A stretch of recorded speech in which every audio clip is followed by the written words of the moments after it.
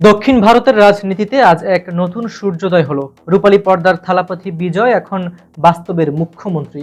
আজ চেন্নাইয়ের জওহরলাল নেহেরু স্টেডিয়ামে এক বর্ণাঢ্য অনুষ্ঠানের মধ্য দিয়ে তামিলনাড়ুর মুখ্যমন্ত্রী হিসেবে শপথ নিলেন চন্দ্রশেখর জোসেফ বিজয়। আর শপথ নেওয়ার কয়েক ঘন্টার মধ্যেই মাস্টার স্ট্রোক দিলেন তিনি। সাধারণ মানুষের জন্য বিনামূল্যে বিদ্যুৎ এবং নারীদের সুরক্ষায় বিশেষ বাহিনী, প্রথম দিনেই বড় ঘোষণা বিজয়ের। বিস্তৃত থাকছে প্রতিবেদনে।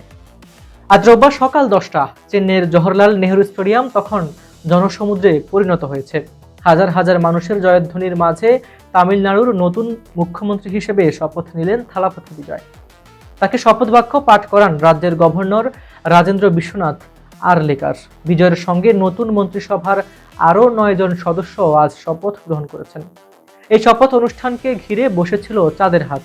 উপস্থিত ছিলেন লোকসভার বিরোধী দলীয় নেতা রাহুল গান্ধী সহ কংগ্রেসের শীর্ষ নেতৃত্ব। শুধু তাই নয়, বিজেপির রাজ্য পর্যায়ের হেভিওয়েট নেতারাও অনুষ্ঠানে যোগ দিয়ে বিজয়কে অভিনন্দন জানান। তামিল রাজনীতির এই বিশেষ মাহেন্দ্রক্ষণ যেন আজ গোটা ভারতের রাজনৈতিক কেন্দ্রের নজর কেড়ে নিয়েছে। মুখ্যমন্ত্রী হওয়ার পরই কোনো সময় নষ্ট করেননি বিজয়। সচিবালয়ে গিয়েই প্রথম যে সরকারি আদেশে তিনি সই করেছেন তা সরাসরি সাধারণ মানুষের পকেটে স্বস্তি দেবে। বিনামূল্যে বিদ্যুৎ। নতুন সরকারের আদেশ অনুযায়ী তামিলনাড়ুর আবাসিক গ্রাহকরা এখন থেকে প্রতি মাসে 200 ইউনিট বিদ্যুৎ পর্যন্ত সম্পূর্ণ বিনামূল্যে পাবেন। নারীদের সুরক্ষা। ভোটের প্রচারণায় দেওয়া প্রতিশ্রুতি রক্ষা করে নারীদের নিরাপত্তা নিশ্চিত করতে একটি বিশেষ বাহিনী গঠনের নির্দেশ দিয়েছেন তিনি।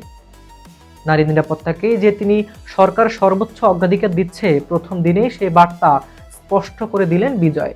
তবে বিজয়ের এই মসনদে বসার পথটা মোটেও মসৃণ ছিল না। গত কয়েকদিন ধরে তামিলনাড়ুর রাজনীতিতে চরম নাটকীয়তা চলছে। 234 আসনের বিধানসভায় ম্যাজিক ফিগার ছিল 118। বিজয়ের দল তামিলাগা ভেটরি কাজাগাম অর্থাৎ টিভিকে এককভাবে 116 আসনে আটকে ছিল। 2 আসনের অভাব মেটাতে কংগ্রেস সহ কয়েকটি ছোট দল সমর্থন দেয়। শেষ পর্যন্ত 120 আসনের সমর্থন নিয়ে তামিলনাড়ুর ইতিহাসে প্রথমবার একটি জোট সরকার গঠন করলেন থালাপতি। জনপ্রিয় অভিনেতা থেকে জননেতা থালাপতি বিজয়ের এই যাত্রা এখন এক নতুন মাইল ফলকে। তবে জোট সরকার চালানো এবং বিশাল এই অর্থনৈতিক জনকল্যাণমূলক প্রকল্পগুলো বাস্তবায়ন করা তার সামনে বড় চ্যালেঞ্জ। এখন দেখার বিষয়, অভিনয়ের জাদুর মতো প্রশাসনিক ক্ষেত্রেও তিনি কতটা সফল হতে পারেন। আজকের প্রতিবেদনটি তথ্যবহুল মনে হলে একটি লাইক দিন এবং শেয়ার করে অন্যদেরও জানার সুযোগ করে দিন।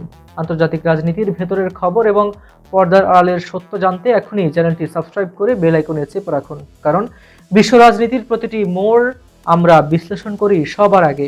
আজ এ পর্যন্তই। সবাই ভালো থাকুন, সুস্থ থাকুন। আল্লাহ হাফিজ।